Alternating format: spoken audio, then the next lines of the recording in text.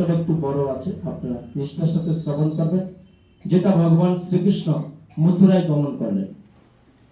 তো ভগবান শ্রীকৃষ্ণ দেখেন, যখন তিনি দাপর যুগে আসলেন, তার কংস মামা ভগবানের জন্য অনেক কিছু পাঠিয়েছেন। কি পাঠিয়েছেন? অনেক ওষুধ। আমরা মামারা কি হয়, যদি আমাদের কেউ ভাবনা হয়, আমরা কেউ খেলনা পাঠাই, কেউ জামা কাপড় পাঠাই, কেউ হয়তো কোনো খেলনা গাড়ি বা কোনো খাবার দাবার এগুলো কিছু পাঠাই। কিন্তু ভগবান শ্রীকৃষ্ণ কংস মামার কাছ থেকে সবসময় তিনি ওষুধদের তিনি গিফট পেয়েছেন। শাস্ত্রে বর্ণিত পেলাম যে এই কংস নাকি 3 বেলা 3টে ওষুধ পাঠাতেন, আর ভগবান শ্রীকৃষ্ণ সত্তরকে সংহার করেছেন। আর ওষুধ মাত্রে তিনি কখনো অস্ত্র ধারণ করেননি। কারণ কি? তিনি ত্রেতা যুগে সীতামাকে কথা দিয়েছিলেন। রাবণ যখন একটা পাহাড়ে গেছে, সে পাহাড়ে একটা দেখি হাজার হাজার লক্ষ লক্ষ কঙ্কালের স্তূপ। তখন জিজ্ঞাসা করলো ঋষিদের যে কারা? বলছে আপনার ধ্যান করার জন্য যারা এখানে আসতো, পশুরা তাদের খেয়ে ফেলতো, মাংসটা খেয়ে হাতটা রেখে দিয়েছে। বলছে আমি আসি 3টে কাজের জন্য: ধার্মিকদের রক্ষা করার জন্য, সমাজে ধর্ম সংস্থাপন করার জন্য, আর অধার্মিকদের বিনাশ করার জন্য। তাই আমার যারা ভক্ত তাদেরকে এইভাবে মেরেছে অসুররা, আমি সমস্ত অসুরদেরকে মেরে ফেলবো। তো সীতামা বলছে প্রভু আপনি উত্তেজিত হবেন না। কারণ কি? যে আপনি যদি উত্তেজিত হন তাহলে পৃথিবীটা ধ্বংস হয়ে যাবে। তখন ভগবান রামচন্দ্র, পুরুষোত্তম রামচন্দ্র, রাম শব্দের অর্থ হচ্ছে আনন্দ। তো বলছে আমি সীতামা, আমি সীতা, তোমাকে কিন্তু এই যুগে এই কথা আমি দিতে পারছি না। আমি যখন দাপর লীলায় আসবো তখন আমি আর কোনো অস্ত্র ধারণ করব না। শ্রীকৃষ্ণকে অস্ত্র ধারণ করেছিল কোনো? তিনি কিল দিয়ে, ঘুষি দিয়ে পুতনাকে 6 মাস বয়সে 6 দিনে বলেছিল, ফু দিয়ে মেরে ফেলেছে, চুমু দিয়ে। একমাত্র পুতনা রাক্ষসী কিন্তু সরাসরি গোলক বৃন্দাবনে গেছে। কেন বলুন তো? কারণ পুতনা খুব সুন্দরী এসে সেজে এসেছিল তাকে স্তন পান করাবে। স্তনে কি ছিল? বিষ মাখা ছিল। আর বিষ মাখার সাথে কি হয়েছে? স্তন পান করেছে এবং তার প্রাণবায়ুটা টেনে নিয়েছে। তাই যেহেতু স্তন পান করেছে, তাই ভগবান শ্রীকৃষ্ণ সেখানে একটা দায়িত্ব পালন করেছে, তাকে সরাসরি গোলক বৃন্দাবনে নিয়েছে। আর অন্যান্য অসুরকে শুধু বৈকুণ্ঠে বা স্বর্গে কাউকে গমন করিয়েছে। তাই ভগবান শ্রীকৃষ্ণ এই যখন ভৈমাসুর এবং কেশী যে দানব ছিল তাদেরকে হত্যা করার পর নারদ মুনি দেখলো যে নারদ কি সর্বহাটের কাটালি গলা, যেটা আমরা বাংলা ভাষায় বলি। তো নারদ মুনি দেখলো যে একটা গিয়ে খোঁচা লাগায়, কারণ বৃন্দাবনে এত ওষুধ পাঠাচ্ছে, কংস ভগবান শ্রীকৃষ্ণকে কিছুতে হত্যা করতে পারছে না। তখন নারদ মুনি গিয়ে বলছে কংসকে, আরে কংস তুমি তো বোকা, বৃন্দাবন এবং মথুরা অনেকটা দূরত্ব, তুমি বৃন্দাবনে এত ওষুধ পাঠাচ্ছ, কিছু করতে পারবে? কৃষ্ণকে এখানে ডাকো, কৃষ্ণকে তোমার রাজ্যে ডাকো, কৃষ্ণ এবং বলরামকে ডাকলে কি হবে? তুমি এখানে এনে মেরে ফেলবে। তো বলছে কিভাবে? বলছে তুমি ধনুর্যজ্ঞের ব্যবস্থা করো, ধনুর্যজ্ঞে এবং তাদের 2 ভাইকে তুমি নিমন্ত্রণ করো। বলছে খুব সুন্দর, তুমি ভালো উপদেশ দিলে নারদ মুনি। তাই নারদ মুনির কথায় কংস কি করেছে? তার সমস্ত মন্ত্রী ক্যাবিনেট এবং সৈন্যদের নিয়ে গোল মিটিংয়ে বসেছে যে কিভাবে কৃষ্ণ এবং বলরামকে বৃন্দাবন থেকে মথুরায় আনা যায়। তখন তারা সিদ্ধান্ত নিল যে অক্রু সম্পর্কে ভগবান শ্রীকৃষ্ণের কাকা ছিলেন, বসুদেবের পুত্রত্ব ভাই। তো বলছে অক্রু খুব আমার বিশ্বস্ত লোক, সেই যাবে। তাই রাত্রে সিদ্ধান্ত হলো যে পরের দিন সকালে রথে করে অক্রু বৃন্দাবনে আসবে। তাই অক্রু যখন এই সংবাদটা পেল, সে আনন্দে আত্মহারা। দেখেন, ভগবানের সংস্পর্শে আসা, ভগবানকে দর্শন করা, ভগবানকে স্পর্শ করা যে কত একটা অপাকৃত আনন্দের মনের মধ্যে একটা আসে, সেটা যারা শুদ্ধভাবে ভক্ত হতে পেরেছে, যারা শাস্ত্র অধ্যয়ন করতে পেরেছে, যে ভাগবতীয় কথাগুলো যারা শ্রবণ করতে পেরেছেন, তারাই শুধু সেই রসটা আস্বাদন করতে পারবেন। তাই অত্র খুব আনন্দ হলো যে আমি ভগবানকে আজ আমার নিজে আমি সারথি হয়ে এই মথুরাতে আমি নিয়ে আসবো। তাই পরদিন অক্রু চলল রথ নিয়ে।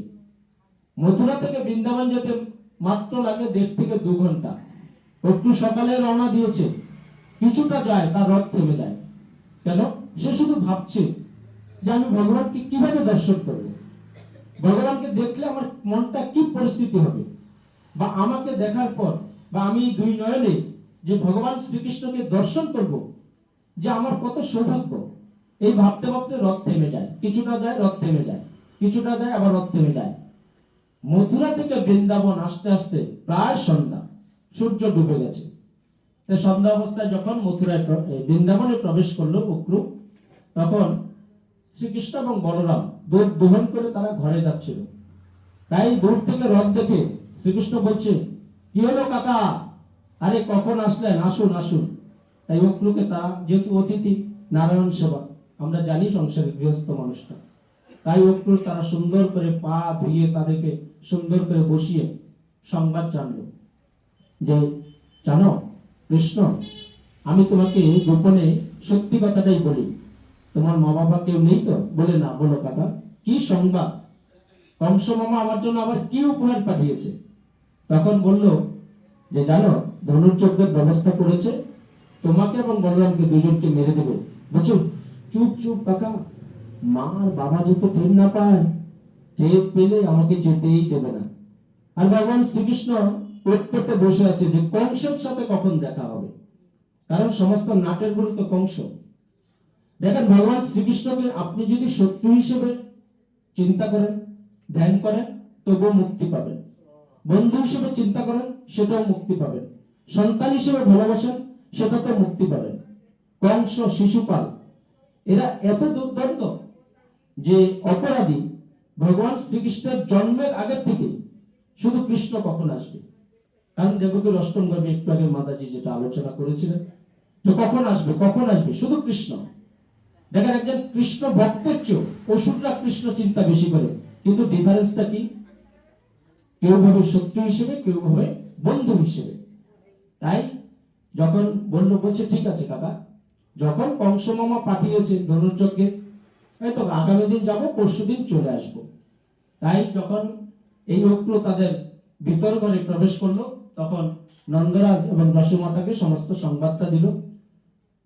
যশোমাতা কিছুতেই রাজি হচ্ছে না, যে না না না, কৃষ্ণকে ছাড়া আমি থাকতে পারি না, কারণ বাৎসল্য প্রেম ছিল তার মধ্যে, যে আমাকে ছাড়া কৃষ্ণ থাকতে পারে না। ও কি খাবে? ওই এমনি কত আমার কথা শুনতে হয়, মানুষের এটা নষ্ট করে, মানুষের এটা খেয়ে নেয়, হ্যাঁ এই সেই কত নালিশ, আমি কৃষ্ণকে ছাড়া থাকতে পারবো না। না না না ওটু, আমি কৃষ্ণকে ছাড়বো না।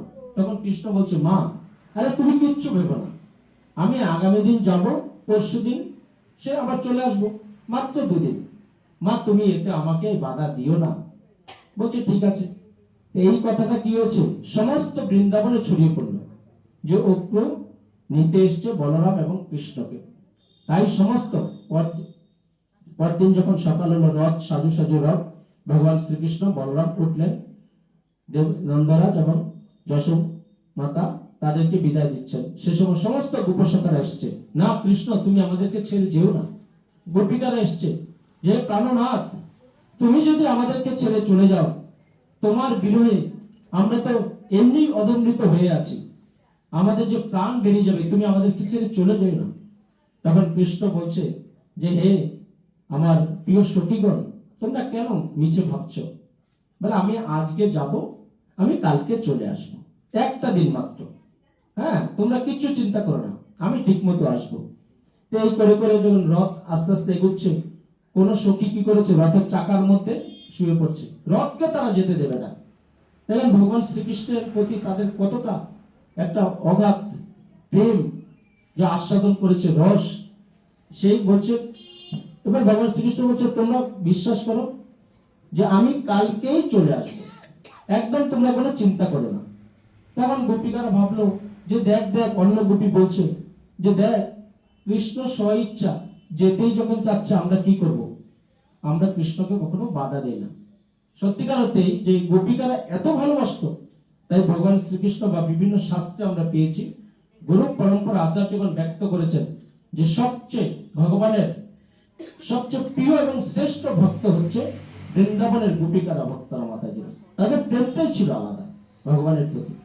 ভগবান তাদের অনেক অনিষ্ট করেছে, অনেক ক্ষতি করেছে, কিন্তু বিন্দুমাত্র ভগবানের তারা কখনো বাঁকা চোখে বা তারা কখনো খারাপ দৃষ্টিতে ভগবানকে দর্শন করতে পারে না।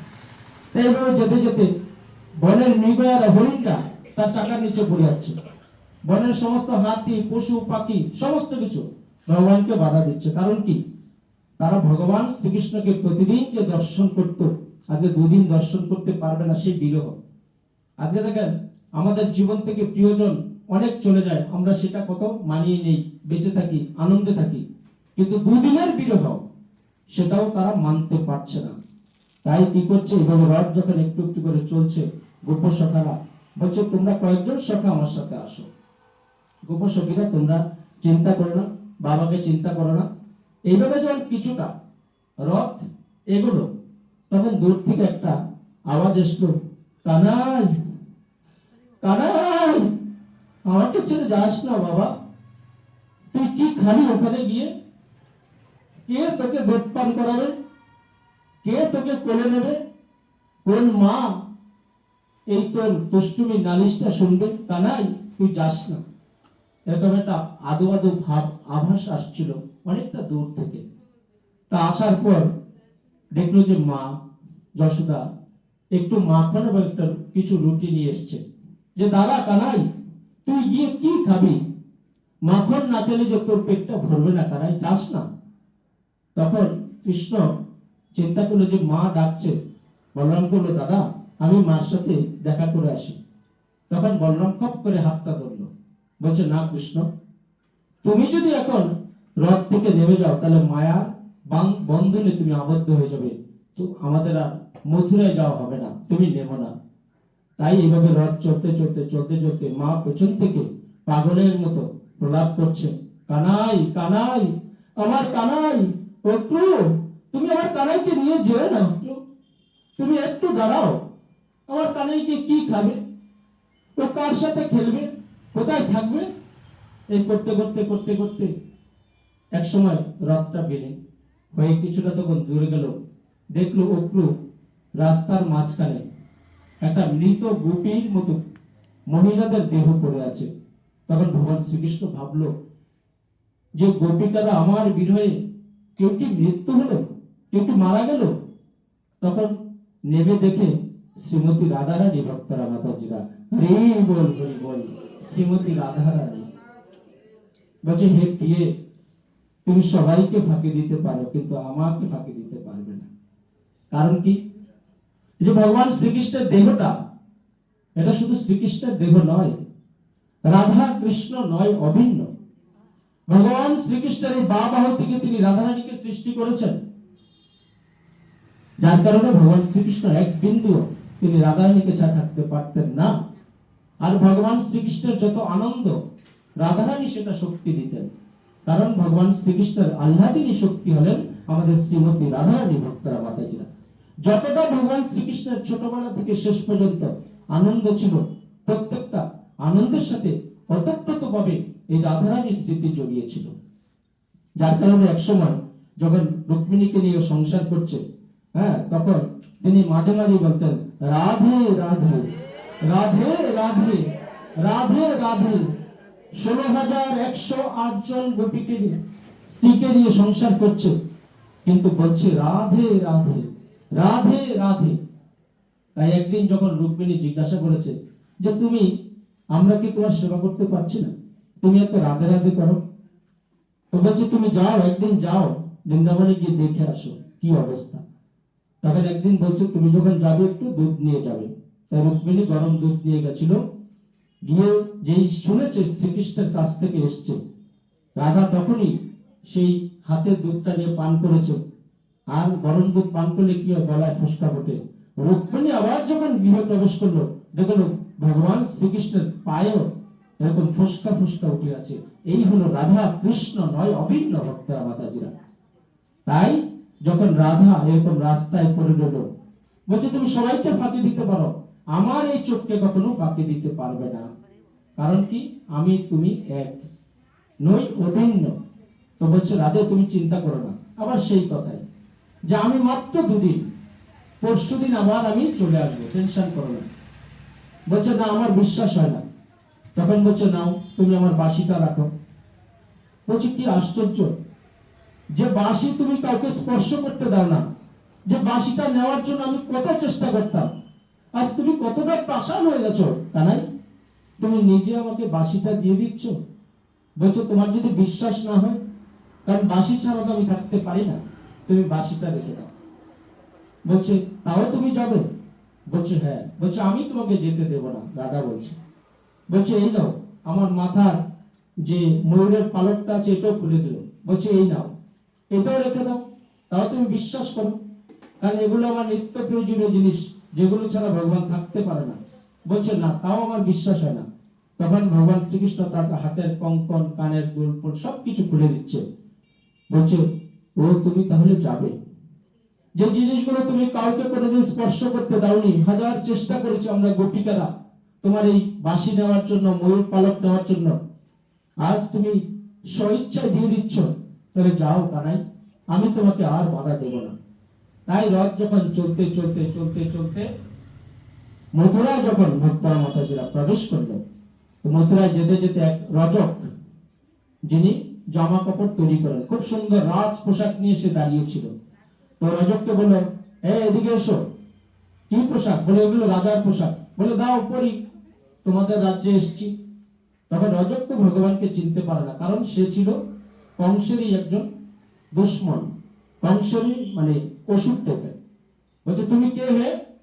আমাদের রাজ পোশাক, কংসের রাজ পোশাক এগুলো।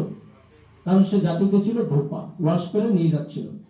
আমাদের কংসের রাজ পোশাক তুমি পরার কে? তখনই ভগবান শ্রীকৃষ্ণ একদম রেগে গিয়ে মাথার মধ্যে শিরোচ্ছেদ করেছে রাজকের। তৎক্ষণাৎ রাজক সেখানেই মৃত্যুবরণ করেছে।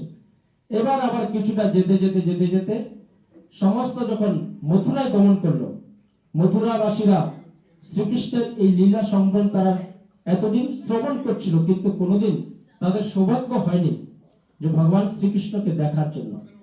তাই তিনি যেখান দিয়ে যাচ্ছেন সবাই শুধু তার প্রতি আকর্ষণ হচ্ছে। কারণ কি? শ্রীকৃষ্ণ হলেন সর্বাকর্ষক, তার মধ্যে সমস্ত ঐশ্বর্য আছে। আপনি যখন সত্যিকার অর্থে ভগবান শ্রীকৃষ্ণের দিকে একদম ভালোভাবে দৃষ্টি দিয়ে তাকাবেন, আপনার চোখ কিন্তু ভগবান শ্রীকৃষ্ণের কাছ থেকে ফেরাতে পারবেন না ভক্তরা মাতাজিরা। তাই কি করলো? সবাই শুধু, কেউ বাড়ির ছাদে উঠে গেল মথুরাবাসীরা, কেউ দরজার দাঁড়িয়ে রইল, কেউ রাস্তার ধারে দাঁড়িয়ে রইল, শুধু বলরাম শ্রীকৃষ্ণকে দর্শন করার জন্য। তাই যেতে যেতে যেতে যেতে একজন দর্জির সাথে দেখা হলো।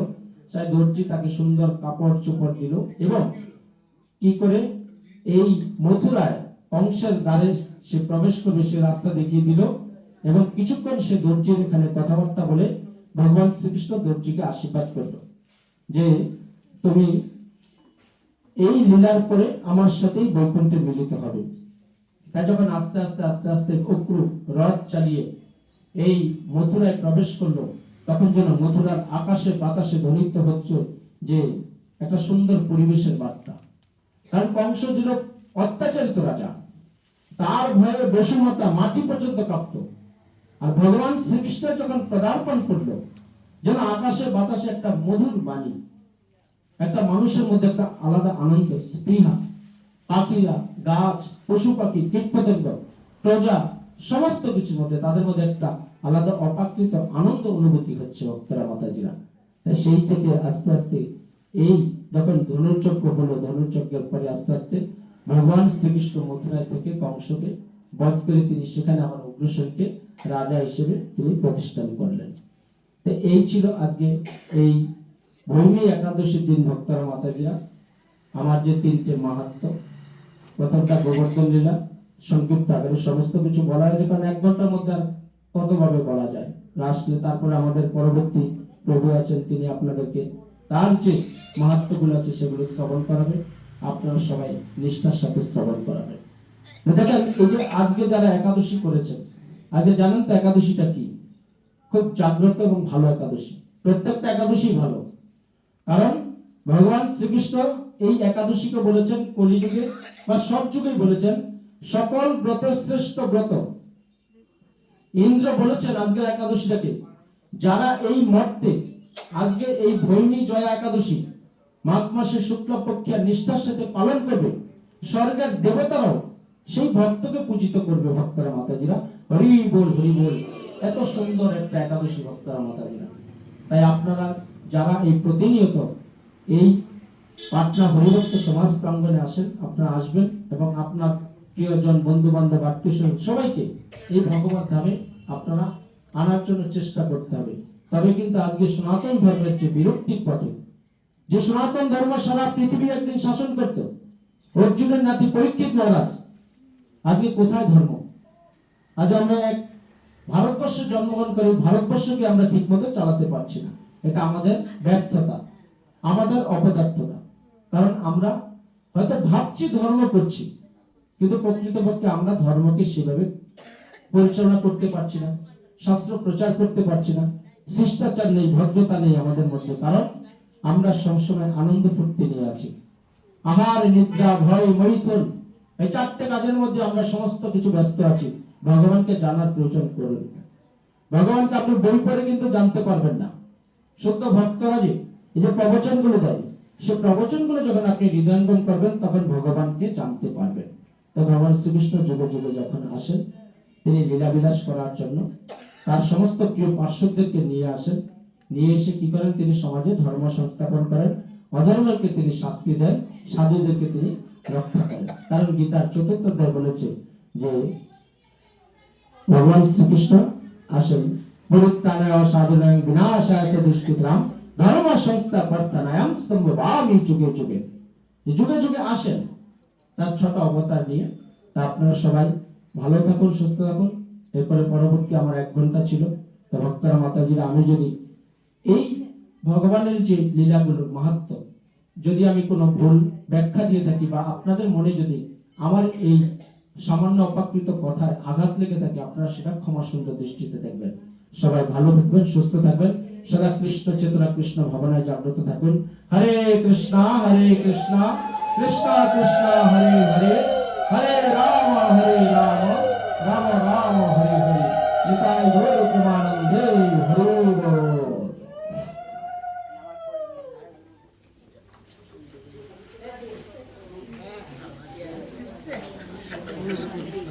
Ôi,